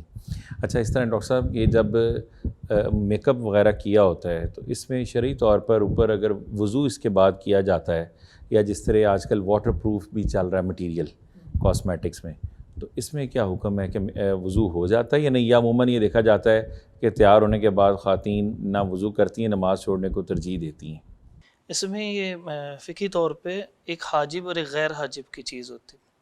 جو چیز حاجب ہوتی ہے یعنی درمیان میں ایک لیئر آ گیا اور وہ پانی جو ہے اس سکن تک نہیں جا رہا، جس کو دھونا وضو میں لازم ہے یا غسل میں لازم تھا، تو وہ لیئر کی وجہ سے جو اس کو کہتے ہیں حاجب. تو جیسے نیل پالش ہوتا ہے نا، وہ ایک لیئر آ جائے گی، یا اس کے اوپر جو آرٹیفیشل نیلز لگا لیتے ہیں وہ ایک لیئر آ گئی، اصل ایکچوئل نیل کے اوپر آ گئی. تو یہ حاجب کی صرف ایک صورت ہے، اجازت ہے، اس کا وضو ہو جاتا ہے اور غسل بھی ہو جاتا ہے، اور وہ ہے اگر آپ کو کوئی زخم ہے اور آپ نے پٹی کی ہوئی ہے بس. اب وہ پٹی کے اوپر جو ہے آپ خالی مسح کریں گے. صحیح بخاری میں حدیث ہے عبداللہ بن عمر رضی اللہ عنہ سے کہ اس ایسی صورت میں جتنا عضو جو ہے وہ اس طرح کا حاجب ہو گیا تو اس کے اوپر جو آپ ہلکا سا مسح کریں گے، باقی کو دھو لیں گے. لیکن یہ جو اختیاری چیزیں ہیں جن کو آج خود ہم اختیار کرتے ہیں، نیل پالش ہو جائے یا واٹر پروف جیسے آپ مختلف چیزیں بتا رہے ہیں میک اپ کے لیے جو یوز ہوتی ہے، تو اس سے حاجب ہو جائے گا تو وضو نہیں ہوگا. جو غیر حاجب ہوں گی جس سے اسکن جو ہے وہ اس تک پانی پہنچے گا تو اس میں وضو کا کوئی جو ہے نا اس میں کوئی ممانعت نہیں رہے گی. بالکل ایسے ہی ہے کہ جیسے مہندی تھی, نبی پاک صلی اللہ علیہ وسلم نے خود بھی مہندی لگائی, اور یہ مہندی جو ہے وہ داڑھی کے اوپر لگاتے تھے نبی صلی اللہ علیہ وسلم. اب داڑھی کا خلال کرنا ہے تو اس کو تھوڑا سا تو دھوئیں گے, مکمل تو نہیں کہا جاتا کہ اس کو دھوئیں, لیکن تھوڑا سا تو دھوئیں گے. تو اگر یہ حاجب ہوتی تو نبی پاک صلی اللہ علیہ وسلم خود نہ لگاتے. اسی طرح عورتوں کو پسند کیا گیا ہے کہ وہ اپنے ہاتھ پہ مہندی لگائیں, تو اگر یہ حاجب ہو تو پھر منع کر دیا جاتا. تو یہ ایسے ہی ہے کہ جیسے آپ کے کوئی کلر گر جاتا ہے تو وہ حاجب نہیں ہے. تو اگر کوئی پینٹ گر جاتا ہے تو پھر اس کو کہتے ہیں اس کو صاف کرنا پڑے گا کیونکہ وہ کور کر رہا ہے. تو میک اپ کو بھی اسی کے اوپر. اسی طرح ناخنوں سے بات یاد آئی کہ ڈاکٹر صاحب اسی طرح خواتین کو زیب و زینت کے لیے, زیبائش کے لیے ناخن بھی بڑھانے کا اس حوالے سے ہوتا ہے, تو اس میں میڈیکلی کیا اس کے کیا نقصانات ہیں کہ اگر ہم دیکھیں کون کون سی ایسی بیماریاں ہیں جو ناخنوں کی وجہ سے پھیلتی ہیں؟ ناخنوں کی وجہ سے سب سے پہلے تو ناخنوں کا لمبا ہونے کے بعد ٹوٹنا ہے, برٹلنس آ جاتی ہے, ٹراما ہو جاتا ہے. آپ کا کسی جگہ پہ ناخن زور سے لگ گیا تو ناخن ہی ٹوٹ جاتا ہے, پس بھی پڑ سکتی ہے. اور پھر سیکنڈلی ناخن کے اندر نیچے اس جگہ کے اوپر یہاں پہ بیکٹیریا وغیرہ رہ جاتے ہیں جو صاف نہیں ہوتے, فنگس رہ جاتی ہے ناخن کے اندر, جس کے بعد یہ نہ صرف اندر چلی جاتی ہے بلکہ ناخن کو ہی تباہ کر دیتی ہے, مکمل طور پہ ناخن کو توڑ. تو اور اگر بیکٹیریل انفیکشن زیادہ ڈیپ چلی گئی ہے آپ کے ناخنوں کی وجہ سے, کیونکہ ہم لوگ بعض اوقات ناخن کو بہت زیادہ کاٹ بھی دیتے ہیں, اس سے بھی پرابلم, اس سے بھی کاٹ دیتے ہیں, اور بہت زیادہ کیا کہتے ہیں اسے ناخن بڑھا دیا, چوٹ لگی, ٹوٹ گیا, اندر چلا گیا, ٹھیک ہے, تو اس سے یہ انفیکشن پھر پھیل سکتی ہے اسکن کے اندر ہی, باقی جگہ پہ بھی جا سکتی ہے. پہلے ہو سکتا ہے صرف ادھر ہی رہے ناخن کے ارد گرد, اور اگر انٹریٹڈ جائے تو پھر وہ پھیل سکتی ہے. تو فنگل انفیکشن بھی ہو سکتی ہے, بیکٹیریل بھی ہو سکتی ہے, وائرل انفیکشنز بھی ہو سکتی ہیں اگر ہم پراپر کیئر نہ کریں ناخنوں کے لیے. اسی طرح ڈاکٹر صاحب شرعی اعتبار سے ناخن کاٹنے کا جو حکم ہے وہ کب کب ہے, اور اس کی صفائی جو ہے وہ اس کی لازمی بات ہے کاٹنے میں ہے, وہ کتنے دنوں کے بعد مسنون طریقہ اس سے وہ ثابت ہے؟ حدیث میں آتا ہے نبی صلی اللہ علیہ وسلم نے کچھ چیزوں کے متعلق فرمایا کہ یہ 40 راتیں سے زیادہ نہ گزریں. اس کا مطلب بس اس تک رہ سکتے ہیں. وہ 40 راتوں کی وجہ سے ایک مزاج ڈیولپ ہوا کہ جلدی سے جلدی اتارا جائے. اب یہاں سے نہیں ہے کہ مطلب ہماری یہ انگلی یہاں پہ ختم ہوئی ہے تو اس کے آگے 40 شروع ہو جائے, وہ تو بہت زیادہ آگے آ جائے گا. اس کا مطلب یہ ہے کہ اس کو ناخن کی ابتدا سے اگر آپ اس کو تھوڑا سا دیکھیں تو تھوڑا سا بھی بڑا ہو تو اس کو کاٹنا. اور یہ مزاج اسلام نے اتنا زبردست ڈیولپ کیا تھا کہ قربانی کرنے والے بندوں کو روکنا پڑا کہ اب اس کو نہ کاٹنا تھوڑے دن. اس کا مطلب اگر یہ 40 کا مطلب ہوتا کہ 20-25 ایام تک انتظار کر لیں تو کہنے کی ضرورت ہی نہیں تھی. بالکل ایسے. تو وہ ایک مزاج ڈیولپ کر دیا کہ آپ اس کو بار بار صاف کریں گے تو 10 دن وہ رک جائیں کم از کم. تو اتنی صفائی کا اہتمام کروائیں. اگر اجازت ہو تو میں اس میں ایڈ کر دوں کہ میڈیکلی بھی ہم لوگ کہتے ہیں کہ ویکلی کاٹیں. اس سے نہ صرف آپ کے ہاتھوں کی گروتھ بھی, نیلز کی گروتھ بھی بہتر ہوتی ہے, اور نیچے اس کے کوئی ڈیبری وغیرہ نہیں رہ جاتی. تو ویکلی آپ کو جو ہینڈ نیلز ہیں وہ ویکلی کاٹنے چاہیے. اچھا, اسی طرح خواتین کے لیے بتائے گئے پاکیزگی کے جو وہ کون کون سے جو ہے وہ طریقے ہیں میڈیکلی, اگر ہم یہ دیکھیں تو اس پوائنٹ آف ویو سے کہ جن کو ہم اختیار کریں تو ہم اپنے جرمز کو دور رکھ سکتے ہیں, اسپیشلی فار لیڈیز. اصل میں سب سے پہلے تو ہمیں یہ سمجھنا چاہیے کہ ہیئر گروتھ کی کس قسم کی ہے, اور مختلف جگہ پہ. ہمارے سر کی گروتھ پہ جو بال ہیں وہاں پہ یہ 2 سے 4 سال تک لمبے ہوتے رہتے ہیں. صحیح. لیکن ہماری باڈی پہ اگر دیکھا جائے تو ایکزیلا, پیوبک ریجن اور باقی باڈی ہیئر جو ہیں وہ اتنے لمبے نہیں ہوتے. ٹھیک ہے, وہ ایک خاص لینتھ پہ آ کے ختم ہو جاتے ہیں. پروسیس دونوں کا ایک سیم ہے, لیکن ان کی جو بالوں کی لینتھ ہے وہ 2 سال 4 سال تک بڑھتے ہیں, لیکن یہ باقی باڈی ہیئر جو ہیں وہ 33 سے 40 دن تک بڑھتے ہیں, اس کے بعد وہ رک جاتے ہیں. صحیح. تو ہمیں جیسے ہی بائی ویکلی یا 3 ہفتے کے بعد ہمیں اس کو ریموو کر دینا چاہیے, کیونکہ اسپیسیفکلی جو باڈی پارٹس ہیں, ایکزیلا ہو گیا یا پیوبک ریجن ہو گیا یا اینوجینیٹل ریجن جس کو ہم کہتے ہیں, اس کو صفائی اس لیے ضروری ہے کیونکہ ان جگہوں پہ پسینہ رہ جاتا ہے, فنگس کی گروتھ ہو جاتی ہے, بیکٹیریل گروتھ ہو جاتی ہے, اور پھر انفیکشنز کی ہونے کا شروع ہو جاتا ہے. اسی طرح جس وقت ہم طہارت کے بعد آتے ہیں تو ہم ویسے ہی کپڑے پہن لیتے ہیں. صحیح. ہمیں اس کے بعد فوراً جگہ کو خشک کرنا چاہیے. ادھر بھی جس طرح میں نے پہلے بتایا تھا کہ پاؤں کی انگلیوں کے درمیان خشک کرنا چاہیے وضو کے بعد, تو طہارت کے بعد بھی ہمیں ان جگہوں کو کاٹن کے کپڑے سے خشک کرنا چاہیے تاکہ فنگس انفیکشن نہ ہو. ڈاکٹر صاحب یہیں سے بات آگے شروع کریں گے, ہمیں بیپ آ رہی ہے بریک کے حوالے سے. ابھی ہم لیں گے مختصر سا وقفہ, ملتے ہیں بریک کے بعد. مومن کی ہے پہچان پیغمبر کا فرمان, مومن کی ہے پہچان پیغمبر کا فرمان, صفائی ہے نصف ایمان.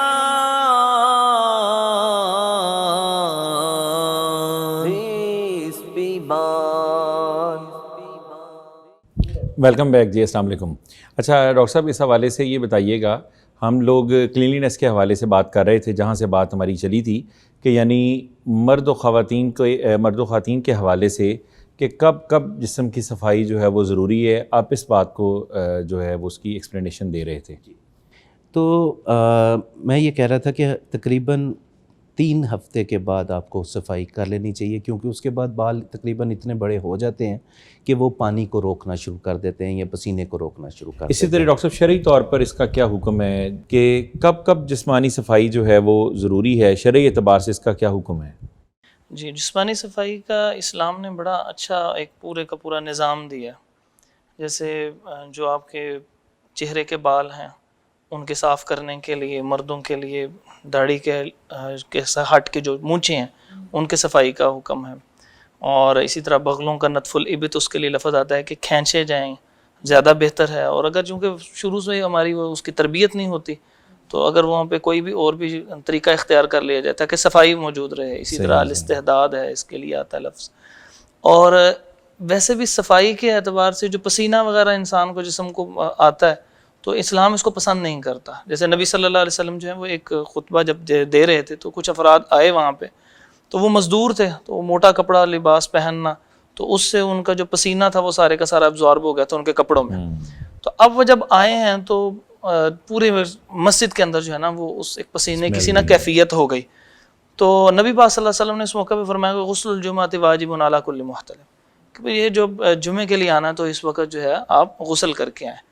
تو یہ ایک پسندیدہ عمل ہے کہ ایک ہفتے بعد جو ہے نا اپنا خصوصی اہتمام کریں کہ یہ مسلمانوں کی عید قرار دی گئی ہے, تو اس کا مطلب ہر خوشی کے موقع کے اوپر ہونا چاہیے, اور جتنا آپ کی طبیعت کے موافق ہو آپ اس کو میکسیمم اختیار کریں. اسی طرح جو لوگ ڈفرینٹ باڈی پارٹس کے ہیئر ریموول کے لیے لیزر تھراپیز کروا رہے ہیں, کیا وہ بھی شرعاً جائز ہے کہ یا اس کی ممانعت ہے؟ لیکن یہ پورے جو جسم کے عام بال ہوتے ہیں نا ان کو اتارنے کی نہیں ہے اسلام نے کوئی اجازت دی, الا یہ کہ وہ اس کو تکلیف پہنچا رہے ہوں. اور چند ایک جگہوں کے اوپر ویسے حکم دیا ہے کہ بھئی ان کے بال اتارنے ہیں. جیسے آپ کے جو سر کے بال ہیں ان کی ایک حد شامل ہے. یہ جو کندھے ہیں نا, یہ کندھے تک بال آ سکتے ہیں زیادہ سے زیادہ, جن کو ہم عرف عام میں اپنی زبان میں زلفیں کہتے ہوتے تھے کہ نبی صلی اللہ علیہ وسلم کے, تو یہاں تک. اور یہ جو کانوں کی لو ہے یہاں تک تھے نبی صلی اللہ علیہ وسلم کے بال. اور تیسری حدیث میں آتا ہے اس کے اور اس کے درمیان جو ہے یہاں تک بھی نبی صلی اللہ علیہ وسلم کے بال رہے, یعنی کندھوں سے زیادہ کندھوں سے زیادہ نہیں ہے. یہ جو ہمارے ہاں عموماً لوگ اتنے لمبے بال رکھے اس کی دلائل یہ دیتے ہیں کہ جی ہم نے زلفیں رکھی ہوئی. نہیں, زلفوں یہاں تک ہے, کندھوں کے اوپر ایسے بس یہاں پر پڑیں, اور اس سے زیادہ اس کے نہیں ہوں گے. اور اس کا صاف بھی رکھنا ضروری ہے, اس کا صاف رکھنا ضروری ہے. بلکہ حدیث میں آتا ہے کہ من کان لہ شعر فلیکرمہ, جس کو اللہ تعالیٰ نے بال یہ سر کے عطا کیے ہیں تو اس کو چاہیے کہ وہ اس کی جو ہے اس کا احترام کرے. اس کا احترام کیا, اس کو صاف رکھے, اس کو بنا کے رکھے, کیونکہ ہمیں اندازہ ہے جن کے سروں پہ نہیں ہے ان کی قدر کرنی چاہیے. اچھا اس میں ڈاکٹر صاحب ایک تو آپ نے یہ سارا اس میں بتایا کہ جو ہیئر ریموول کے حوالے سے باڈی سے اسپیشلی جب فیمیلز کہتی ہیں میں نیٹ نہیں لگ رہی, مجھے تھریڈنگ بھی ریکوائرڈ ہے, فیشیل ہیئر گروتھس ہے, مردوں کی طرح چہروں پہ بال ہیں یا آئی بروز ہے, اس کا بنوانے کا ہے, تو اس کا شرعی طور پہ اس کا کیا حکم ہے؟ شریعت نے اس کی اجازت نہیں دی کہ عورت ہو یا مرد ہو اپنے چہرے سے بالوں کو اس طرح اکھاڑے جو خوبصورتی کے لیے اکھاڑنا ہو. صرف مرد کے لیے ایک ہے کہ وہ مونچھوں کو جو ہے وہ تراش دے گا.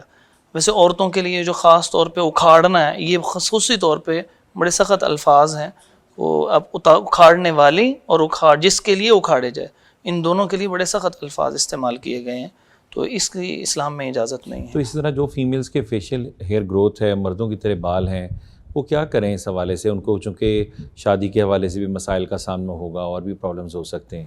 کچھ ایسا ہوتا ہے کہ جو انسان کی تخلیق بدلتی جا رہی ہے, یعنی بہت زیادہ ہی کثرت سے جو ہے نا وہ بال آنے شروع ہو گئے، تو وہ ان کو ریموو کر سکتی ہے. لیکن یہ جو اب تھوڑا بہت ہے جی میں یہ سیدھا ہو جائے، یہاں سے آئی بروز بن جائیں، یہ اس طرح کا ہو جائے، تو یہ درست نہیں ہے.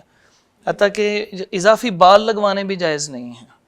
جیسے اضافی بال لگوائے جاتے ہیں پلکوں کے لیے، آئی برو، اور سر کے اوپر جو ہے، یہ سر کے اوپر بھی مرد حضرات آج کل پیچ لگواتے ہیں، تو کیا اس میں نماز ہو جاتی ہے، وضو ہو جاتا ہے؟ وہ جو آپ کا ہیئر ٹرانسپلانٹ ہوتا ہے، جو آپ کے اوریجنل بال نیچرل ہی لے کرواتے کے ہیں، کیے جاتے ہیں، FUE اور FUT، ہاں جی، وہ دو طریقے کا اختیار کیے جاتے تو ہیں. وہ جو آپ کے نیچرل بال لگوائے جاتے ہیں، تو وہ چند دن کے لیے آپ کو منع کیا جاتا ہے کہ وہاں پہ آپ نے کوئی بھی پانی نہیں لگنے دینا. تو وہ کتنے دن کیسے وضو ٹھہرے گا؟ کیا وہ 5 6 دن 7 دن کا عام طور پہ کرتے ہیں، تو کیا وہ 7 دن اس کا وضو قائم رہے گا یا وہ نماز سے دور رہے گا؟ مسح کیا جا سکتا ہے؟ نہیں، مسح بھی نہیں ہے. یہ کوئی ایسی بیماری نہیں نا ہے. اگر کوئی چیز بیماری ہو تو وہاں پہ میں نے پہلے بھی ذکر کیا اجازت تو وہ اجازت ہے، حتیٰ کہ اس پہ پٹی بھی لگی ہو تب بھی اجازت ہے، کوئی حرج نہیں ہوتا. اگر لیکن یہ بیماری نہیں ہے. اور اگر اس نے ہیئر ٹرانسپلانٹیشن کروائی ہے تو وہ وضو کے لیے اس کو سر گیلا کرنا ہی پڑے جی گا. وہ مسح کرنا پڑے گا سر کے لیے. اب اس نے غسل کرنا ہے تو سر دھونا پڑے گا، الا یہ کہ ایسی کوئی بیماری ہو تو اس کے اندر اس کو اجازت مل جاتی ہے، ورنہ بیماری کے علاوہ اجازت نہیں ہے. بہت اہم بات، بہت میڈیکل سائنس اگر اتنی ترقی کر جائے کہ جو ابھی کروا کے آئے ہیں تو وہ 2 4 5 6 گھنٹے بعد کر سکتی ہے، ترقی کر رہی ہے جس تیزی سے، تو پھر اس وقت یہ درست ہو جائے گا، وہ بھی اپنے بال ہوں گے. لیکن اگر وہ کسی اور ایسے جانور کے جیسے لگا دیے جاتے ہیں، ڈاکٹر صاحب زیادہ بہتر جانتے ہیں، تو وہ درست نہیں ہے. وہ آرٹیفیشیل وگ کو تو ویسے ہی ابو داؤد میں منع ہے، اضافی بال جو ہے نا لگوانے، چاہے وہ مرد ہیں چاہے وہ عورتیں. ہاں جی، آرٹیفیشیل. ڈاکٹر صاحب اس کا مطلب ہے کہ آپ کہہ رہے ہیں کہ خواتین زیبائش کے لیے کچھ نہیں کروا سکتی، لیکن اگر ان کو ہیرسوٹزم یا کوئی بیماری ہو تو اس کی ٹریٹمنٹ جی کروا ہاں سکتی جی، ہاں جی، اس اعتبار وہ دیٹ سے از جی جی ہاں جی، وہ اور چیز ہے نا، یہ بالکل تاکہ فرق ہے، فرق واضح جی ہے. جی بالکل فرق واضح. اسی طرح ڈاکٹر صاحب جو ہمارے ہاں اسپیشلی ابھی 35-40 سال کی عمر کو مرد و خواتین نہیں پہنچتے کہ دانت ٹوٹنا شروع ہو جاتے ہیں، تو یہ وجہ جو ہے وہ دانتوں کی صفائی میں کمی، کیونکہ جس طرح رات کھایا اسی طرح سو گئے، صبح اٹھ کر بیڈ ٹی کا کنسیپٹ جیسے پہلے بھی ذکر آیا، تو یہ دانتوں کی صفائی کے حوالے سے کتنا ضروری ہے، اور اس سے بہت ساری جو پرابلمز آ رہی ہیں وہ میجر پرابلم وہ کون کون سی ہیں جو میڈیکلی ہم آبزرو کرتے ہیں کہ جو دانتوں کی صفائی نہ ہونے کی وجہ سے ہیں؟ اس سوال کا جواب میرے سے زیادہ بہتر تو ڈینٹسٹ دے سکتا ہے یقیناً، لیکن آپ بینگ اے ڈاکٹر میں آپ کو یہ بتا سکتا ہوں کہ ہر کھانے کے بعد ہمیں دانت صاف کرنے چاہیے، ہر کھانے کے بعد آئیڈیلی، ٹھیک ہے، کیونکہ کھانے سے پہلے دانت صاف کرنا از اندر تھنگ. ٹھیک ہے، آپ رات کو دانت صاف کر کے سوئے ہیں، صبح آپ ناشتہ کر لیجئے، کلی کر کے ناشتہ کر لیں، لیکن اس کے فوراً بعد دانت صاف کیجئے تاکہ جو آپ کے بیچ میں خوراک کے ذرات رہ گئے ہیں جس کے اوپر بیکٹیریا نے گرو کرنا ہے یا پلاک نے آنا ہے، جس کی وجہ سے آپ کو دانتوں میں مسوڑوں کی سوزش ہوگی، تو یہ چیزیں نہیں ہوں گی اگر آپ اس کو پراپر طریقے سے ہر کھانے کے بعد کریں. اور رات کو سونے سے پہلے کم از کم 2 گھنٹے پہلے، جو میڈیکل اسپیشلسٹ وغیرہ کہتے ہیں کہ 2 گھنٹے پہلے آپ کو کھانا کھا لینا چاہیے سونے سے، تو اس کے بعد آپ پھر صفائی کر کے سو جائیں آرام سے. ایک تو کھانا بھی ہضم ہو جائے گا، رات کو نیند بھی آپ کی اچھی آ جائے گی، اور دانتوں کی صفائی بھی ہو جائے گی، دانتوں سے بدبو نہیں آئے گی، مسوڑوں کی سوزش نہیں ہوگی، ٹوتھ ڈکے جس کو ہم کہتے ہیں ٹوٹنا دانتوں کا وہ کم ہوگا، کیویٹیز نہیں ہوں گی. اسی طرح ڈاکٹر صاحب دانتوں کی صفائی کے حوالے سے شرعی طور پر مسواک کا جو ہے وہ حکم آتا ہے، تو وہ کون کون سے اوقات کار ہیں کہ وہ مسواک کی جائے اور اس کی افادیت کیا ہے؟ مسواک کے اندر یہ ہے کہ ایک تو اس کا خاص کوئی وقت نہیں ہے، وضو کے دوران پسند کیا گیا ہے کہ یہ وضو کے ساتھ ضرور کی جائے، لیکن اس کا کوئی خاص اسپیسیفک وقت نہیں ہے. نبی صلی اللہ علیہ وسلم نے فرمایا کہ 4 چیزیں ایسی ہیں کہ جو تمام کے تمام جو ہے نا انبیاء کی سنت رہی ہیں. ان میں ایک حیا ہے، نکاح ہے، اور ایک خوشبو لگانا ہے، اور ایک مسواک. اس کا مطلب یہ فطرت میں شامل ہے، انسان پاکیزگی اور صفائی اختیار کرے. ابھی جو ڈاکٹر صاحب بات کر رہے تھے کہ جو اس کی کیویٹیز ہیں وہ ختم ہو جاتی ہیں یہ صاف کرنے سے، یہ تو برش سے بھی حاصل ہو جاتا ہے. مسواک سے ہمیں ایک اضافی فائدہ بھی ملتا ہے. جب ہم مسواک ہوتا ہے اس کو چیو کرنا پڑتا ہے، چبانا پڑتا ہے، تو اس سے بھی جو ہے نا وہ آپ کے مسوڑے مضبوط ہوتے ہیں. تو نبی پاک صلی اللہ علیہ وسلم کو اتنا پسند تھا کہ حتیٰ کہ روزے کی حالت میں بھی مسواک کرتے. اور جب نبی صلی اللہ علیہ وسلم دنیا سے رخصت ہو رہے تھے تو آپ صلی اللہ علیہ وسلم کو بخار کی کیفیت تھی، تو سیدہ عائشہ رضی اللہ تعالیٰ عنہ سے ٹیک لگائی ہوئی، تو ابو بکر رضی اللہ عنہ کے بیٹے عبد الرحمن جب داخل ہوئے تو نبی صلی اللہ علیہ وسلم نے اشارہ کیا، تو عائشہ رضی اللہ تعالیٰ نے ان کو بلایا، ان کے پاس مسواک تھی. وہ مسواک لی اور دیکھا کہ یہ سخت ہے، اس کو چبا کے نبی صلی اللہ علیہ وسلم کو دیا کہ اب آپ اس کو آرام سے کر لیں. اور وہ جو آخری عمل نبی صلی اللہ علیہ وسلم کر کے گئے ہیں وہ مسواک کر کے گئے ہیں. اتنی پاکیزگی اور صفائی کا اہتمام کیا کرتے ہیں. کوئی اسپیسیفک تو نہیں درخت کی؟ نہیں, کوئی بھی مسواک ہوتی وہ چیز ہے کہ کوئی ٹہنی ہو جو اس میں کوئی زہریلا پن نہ ہو, جیسے مختلف چیزوں میں ہوتا بھی, اس کو صاف کر لیا جائے جو آپ کے منہ کو جو ہے وہ تکلیف نہ پہنچائے, جیسے کانٹے وغیرہ, تو آپ اس کو چبائیں اور اس کو منہ کے اندر پھیریں. اس کے اندر کی جو کڑواہٹ ہوتی ہے نا, وہی کیویٹیز دور کر دیتی ہے, اور اس کا چیو کرنے سے آپ کے جو ہیں وہ مسوڑے جو ہیں وہ. اسی طرح ڈاکٹر صاحب عموماً جب ہم اپنی جسمانی صفائی کی بات کرتے ہیں تو عمومی طور پہ بہت سارے لوگوں کو یہ پرابلم ہوتا ہے کہ اس اعتبار سے کہ یعنی کچھ ہی دیر نہانے کے بعد, جس طرح برسات کا حبس کا موسم ہے, اسمیل آنی شروع ہو جاتی ہے, شرٹس بھی انڈر آرم خراب ہونا شروع ہو جاتی ہیں, اس میں رول آن کا استعمال کیا جاتا ہے. تو وہ کون سا ایسا اچھا رول آن, کہ اس کی کیا کریکٹرسٹکس یا کیا اس کے انگریڈینٹس یا کیا کانٹینٹس ہونے چاہیے کہ وہ رول آن یوز کیا جائے, اور اس کو ہم کیسے منیمائز کر سکتے ہیں جن لوگوں کے پسینے کی بدبو کا ایشو ہے جن میں؟ 2-3 چیزیں ہوتی ہیں. ایک تو یہ ہے کہ کچھ لوگوں کو بہت زیادہ پسینہ آتا ہے جس کو ہم ہائپر ہائیڈروسس کہتے ہیں. صحیح. تو اس میں ہمیں ایسی ادویات کا استعمال کرنا پڑتا ہے جو پسینے کے اخراج کو روک دیتی ہیں. ٹھیک ہے, تو یہ عام شروع میں تو جو میرا طریقہ علاج ہے کہ میں شروع میں کوشش کرتا ہوں کہ عام جو اینٹی پیرسپرینٹ اسپریز ہوتے ہیں پڑے ہوئے, ہم لوگ اس کی طرف جاتے ہیں کہ آپ وہ استعمال کیجیے. لوگوں کا اتنا پسینہ آتا ہے کہ ہاتھوں میں ایگزام دیتے ہوئے وہ نہیں دے سکتے, گیلے ہو جاتے ہیں, ان کے لیے بہت مشکل ہو جاتا ہے. تو easily available anti perspirant spray جس طرح ڈیوڈرنٹس ہوتے ہیں اسی طرح anti perspirant spray, anti perspirant roll on sticks, یہ اویلیبل ہے مارکیٹ میں. آپ وہ اپلائی کر سکتے ہیں, ہاتھوں پہ بھی لگا سکتے ہیں, وہ فار ٹائم بینگ آپ کا پسینہ روک دیں گے. ٹھیک ہے جی. ایلومینیم کلورائڈ ہوتا ہے, یہ سولوشن ہوتا ہے, یہ ہم نے رات کو لگانا ہوتا ہے. تو مختلف. اچھا ڈاکٹر صاحب, اس میں ایک بڑا اہم جو ہے وہ آپ نے بتایا جن لوگوں کو پسینہ زیادہ آتا ہے, پسینے کے ساتھ ساتھ جن کی ایک تو بدبو بہت زیادہ ہے, اور پاؤں میں خصوصاً یہ اسٹوڈنٹس ہمارے اسپیشلی غور سے سنیں, یا وہ لوگ جو زیادہ تر ساکس اور شوز کا استعمال کرتے ہیں لیکن ان کی ساکس میں سے بہت اسمیل آتی ہے. انتہائی اہم سوال جو میں کرنے جا رہا ہوں اس وقت, آج کے تمام گفتگو کا نچوڑ سمجھ لیں کہ لوگوں کے لیے نسخہ کیمیا ڈاکٹر صاحب دینے لگے ہیں. ڈاکٹر صاحب وہ کون سا ایسا سولوشن ہے, وہ کوئی برانڈ کا نہیں بتا رہے ڈاکٹر صاحب آپ کو اس کی کیمیکل کمپوزیشن بتا رہے ہیں جو آپ کسی بھی ڈسپینسری کی یا اس کے علاوہ کسی بھی جو فارماسیوٹیکل کمپنی یا اس کے علاوہ فارمیسی کی چین جو کہ ڈسپینسنگ بھی کرتے ہیں وہاں سے یہ تیار ہو سکتا ہے. ڈاکٹر صاحب وہ کیا چیز ہے اس حوالے سے بتائیں. ایک تو پسینے کو روکنے کے لیے ہے 40% ایلومینیم کلورائڈ ان ایبسولوٹ الکوہل. یہ رات کو لگا کے سو جائیں, ٹھیک ہے, اور صبح آپ نارمل جا سکتے ہیں. پاؤں پہ لگا کے سو, اگر ہاتھوں پسینہ آتا ہے وہاں بھی لگایا جا سکتا ہے, کے آپ ایزیلی کر سکتے ہیں. آپ کو جس ایریے پہ اسی طرح کوئی رول آن بھی ایسے ہیں, کوئی اگر آپ برانڈ کا چلے نام نہیں بھی لیتے, کوئی اشارتاً بھی ہمارے ناظرین کو پتہ لگ جائے کہ یہ رول آن بہتر ہے. عمومی طور پہ تو لوگ امپورٹڈ کے پیچھے جاتے ہیں, اس پہ ٹیکس ہی بہت لگ گیا ہے. آپ کسی بھی برانڈ کا لے سکتے ہیں, لیکن ڈاکٹر صاحب ایشو پتہ کیا ہوتا ہے, 24 اور 48 آورس ڈرائی لکھا ہوتا ہے. ایشو یہ ہے جو لوکل ہے نا اس کے بعد چپچپاہٹ رہتی ہے لگانے کے بعد. یہ فرق ہے کہ اگر ایک دو برانڈز اگر اچھے ہیں مارکیٹ میں, جو اسپیشلی فار مین وہ بہت اچھے ہیں, بلو کلر کے شیڈ میں آتا ہے, اس کا نام نہیں ہم لیں گے یہاں پر, لیکن وہ واقعی ڈرائی ایفیکٹ ہے اس کا ہے. اور کوئی آپ لوکل میں کیا سمجھتے ہیں کہ کون سے بہتر ہیں؟ لوکل میں تو ایسا کوئی بہتر نہیں ہے, یعنی آپ بھی امپورٹڈ کو ہی ترجیح دیں گے؟ میں دیکھیں, میرے لیے سب سے امپورٹنٹ پیشنٹ کی ہیلتھ ہے. اب آپ ایک پیشنٹ کو 50 روپے کی دوائی دے کے 10 دن میں ٹھیک کرتے ہیں. اسی طرح میں ساتھ یہ بھی پوچھنا چاہوں گا کہ جن بچوں اور بچیوں کو پیوبرٹی سٹیج پر ایکنی کا پرابلم ہے, وہ اپنے چہرے کی صفائی کے لیے کریمیں سب کچھ لگا چکے ہیں, اب کیا ایسی چیز ہے کہ وہ لگائیں آپ کی ہم موجودگی کا فائدہ اٹھاتے ہوئے, صفائی پر چونکہ بات ہو رہی ہے, کہ تاکہ ایکنی یا آئل جن کے لوگوں کو بہت زیادہ سر میں یا چہرے پر آتا ہے وہ اس کو کیسے کنٹرول کر سکتے ہیں؟ کوئی نیچرل انگریڈینٹ ایسے کو بتا دیں. یہ جو اللہ تعالیٰ نے ہمیں آئل دیا ہوا ہے جس کو ہم لوگ ریموو کرنا چاہتے ہیں سارے, یہ اینٹی بیکٹیریل ہے, اینٹی مائکروبیل ہے. لیکن اس کے بہت زیادہ آئل ہونے سے ان کو اور زیادہ ایچنگ وغیرہ کا سامنا ہے. وہ ڈپینڈ کرتا ہے کہ آپ کی سچویشن کیا ہے. اسکن ایک ایسا ہے کہ اسکن ڈیزیزز جو ہیں وہ ایک ایسی چیزیں ہیں جو بغیر دیکھے ہم ڈائگنوز اور ٹریٹ نہیں کر سکتے. وہ تکے والا کام ہو جائے گا.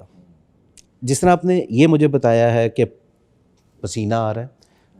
پسینے کے لیے تو میں نے آپ کو بتا دیا 40% ایلومینیم کلورائڈ ان ایبسولوٹ الکوہول لگائیں, ٹھیک ہے. جو بدبو آتی ہے اس کے لیے آپ کیا کریں گے؟ اس کے لیے تو ٹریٹمنٹ ریکوائرڈ ہے. اس کے لیے آپ کو ایک سمپل فیوسیڈک ایسڈ آتا ہے. دوبارہ نام دہرا دیں ذرا اس کا. فیوسیڈک ایسڈ کریم آتی ہے. فیوسیڈک ایسڈ کریم, یہ اس کا فارماکولوجیکل نام ہے. تو یہ آپ انگلیوں کے درمیان پاؤں کی, اور یہ مختلف ناموں سے فیوسیڈن اور فیوسیڈک ایسڈ کے نام سے مارکیٹ میں اویلیبل ہے. ہم پبلک کی اویئرنیس کے حوالے سے نام بھی لے دیتے ہیں. جی, تو یہ آپ لگائیں سے اس سے آپ کی بدبو, کیونکہ یہ بدبو پیدا کرتے ہیں بیکٹیریاز.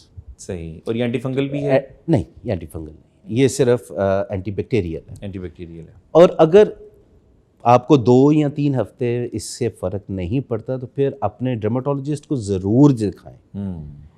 فارماسسٹ کا کام آپ کو دوائی دینا ہے, ایسے ہی ہے. آپ کی تشخیص کرنا نہیں ہے, فزیشین کا کام ہے. وہ آپ اس کے پاس جائیے, تشخیص کروائیے, آپ ہی کے لیے, ٹھیک ہے. اسی طرح ڈاکٹر صاحب زبردست آپ نے اس حوالے سے جو 2-3 پبلک کے کامن ایشوز سے اس کو ایڈریس کیا. ڈاکٹر صاحب یہ عموماً دیکھنے میں آتا ہے قضائے حاجت کے بعد, واش روم یا باتھ روم یوز کرنے کے بعد لوگ عموماً ٹال کا یوز یا ڈائریکٹ ہی ایسے بیٹھ جاتے ہیں. اور اس میں شریعت اس میں کیا حکم دیتی ہے کہ یعنی جب آپ واش روم یا ٹوائلٹ یوز کرتے ہیں تو صابن سے ہاتھ دھونے ضروری ہیں یا ویسے ہی آ کر جو ہے عمومی طور پہ لوگ پانی سے صرف کناعت کرتے ہیں؟ ایک ہے اس کا شرعی جو ہے نقطہ نگاہ.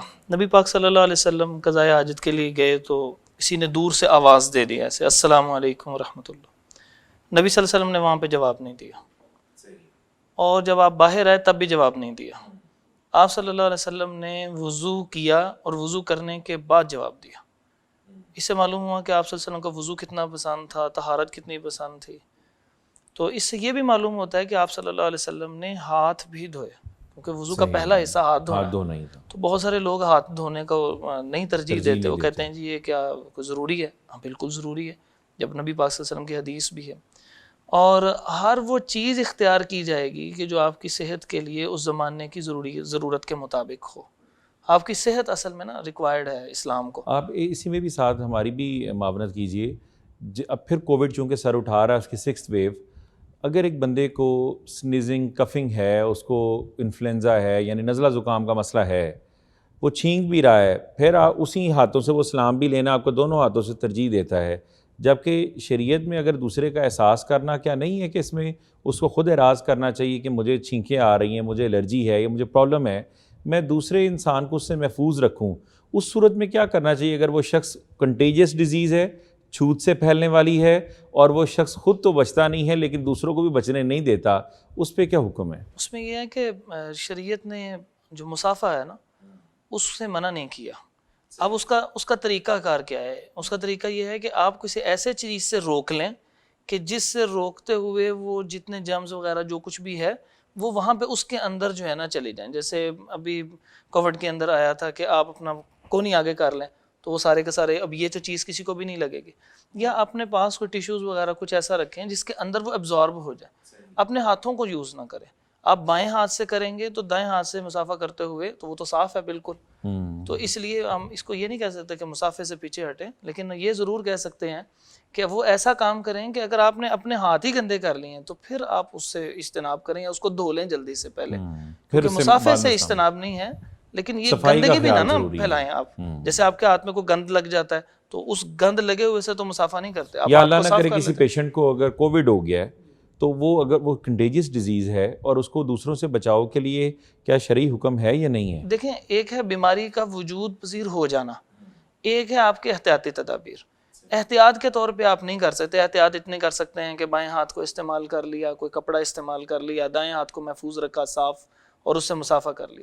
لیکن ایک ہے بیماری ہو چکی ہے اس کو, تو اس بیماری کے اعتبار سے جو ڈاکٹر جو ہے ایڈوائز کریں تو اس سے کیا جا سکتا ہے. لیکن بیماری ہونے سے پہلے ہی آپ اسے ہاتھوں کو پیچھے کر رہے ہیں جس سے کوئی اچھوت ہے تو یہ درست نہیں ہے. صحیح. ڈاکٹر صاحب اسی طرح میڈیکلی اگر ہم یہ دیکھیں, ٹوائلٹ یوز کرنے کے بعد ہینڈ واش کرنا اور وہ کتنے ڈیوریشن کے لیے, کیونکہ عموماً ہم چینلز پہ بھی دیکھتے ہیں کہ 20 سیکنڈز کا کہا جاتا ہے, اس میں کیا حکمت ہے؟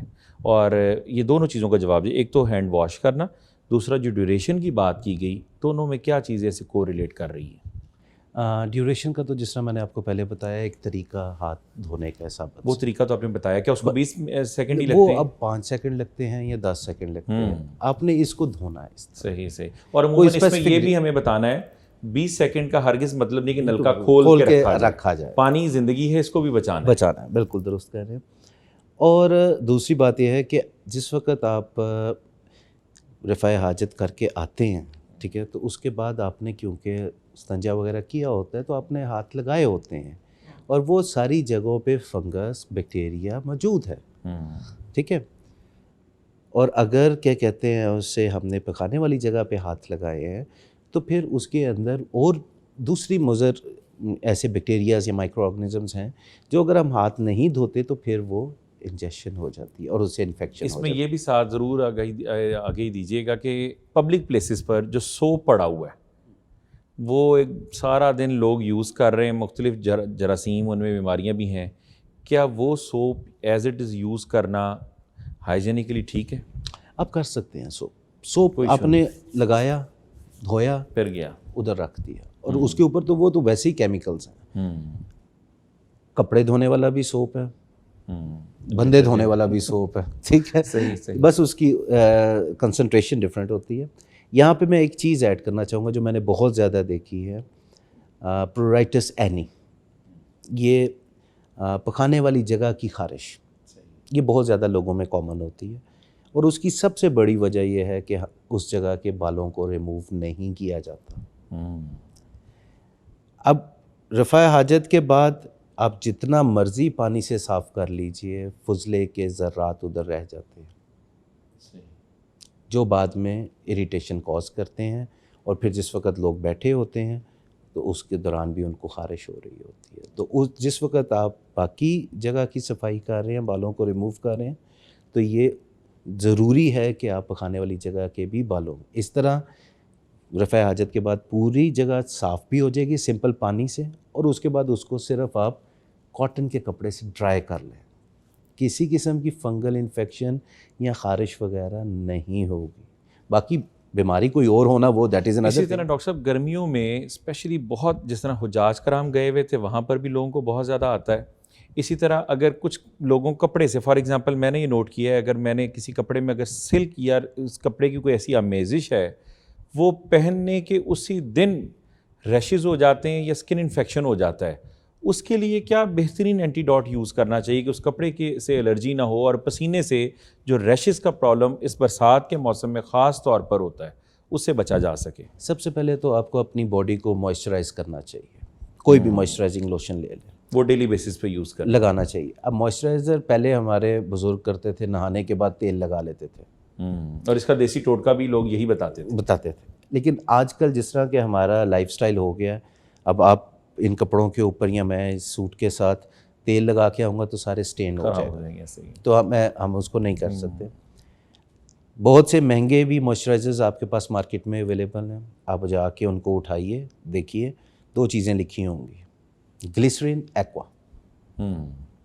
ग्लिसरीन आपको 15 से 20 रुपए की बाहर मिल जाती है, एक्वा सादा पानी जो आपके घर में है, दोनों को बराबर मिकदार में मिक्स कीजिए, नहाने के बाद हल्के गीले सारे जिस्म पे लगाइए, रैशेज़ नहीं होंगे, आपको ड्राइनेस नहीं होगी। Rash is a very broad term.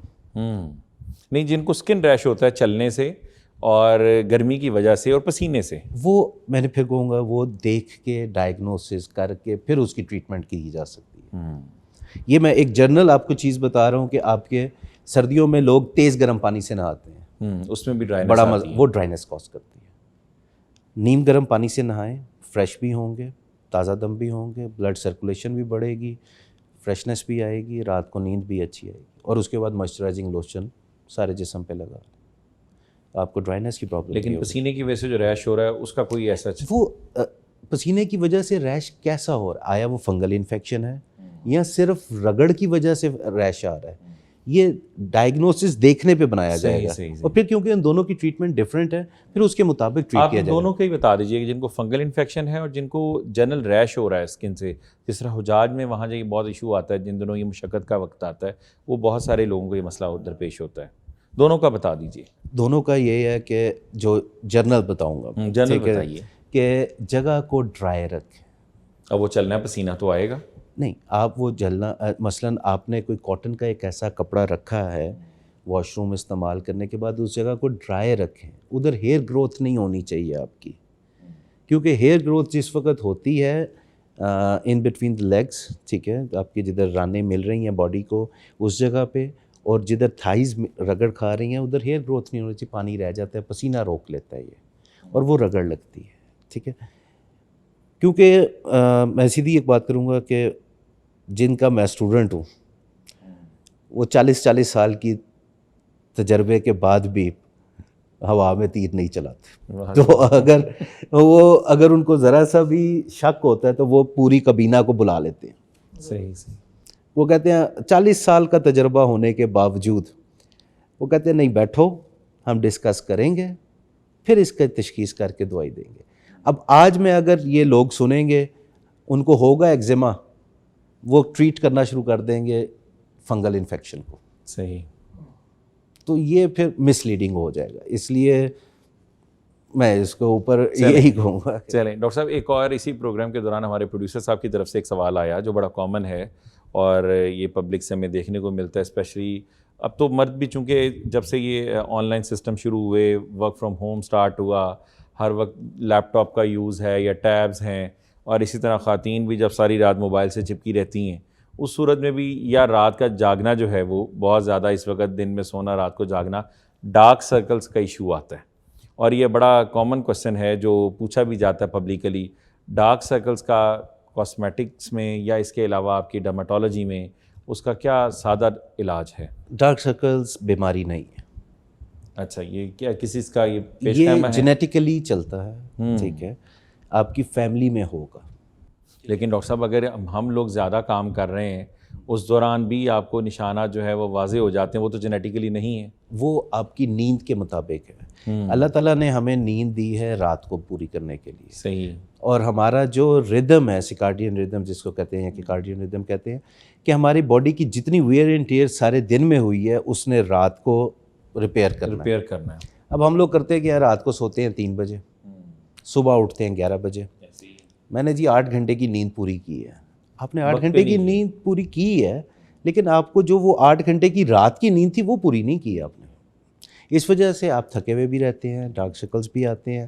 Mobile کا زیادہ استعمال نہ صرف آپ کی کنورجنس کر دیتا ہے, یعنی یہ بھینگا پن آنکھوں میں لے آتا ہے, بچوں کے اندر اسکوینٹ کر دیتے ہیں, ٹھیک ہے, آپ کی آئی سائٹ ویک کر دیتا ہے. آپ کی نیوٹریشن, آج کل ہم لوگوں کو ڈائٹنگ کا بہت شوق چڑھا ہوتا ہے, ٹھیک ہے, تو وہ اس کی وجہ سے بھی آپ کے نہ صرف ناخن, بال, آپ کی جلد, یہ سارے افیکٹ ہوتے ہیں. اور لیکن ڈارک سرکلز کا بتائیے اس حوالے سے, جن کو جینیٹیکلی پرابلم نہیں ہے ان کا وہ اپنی ڈائٹ ٹھیک کیجیے.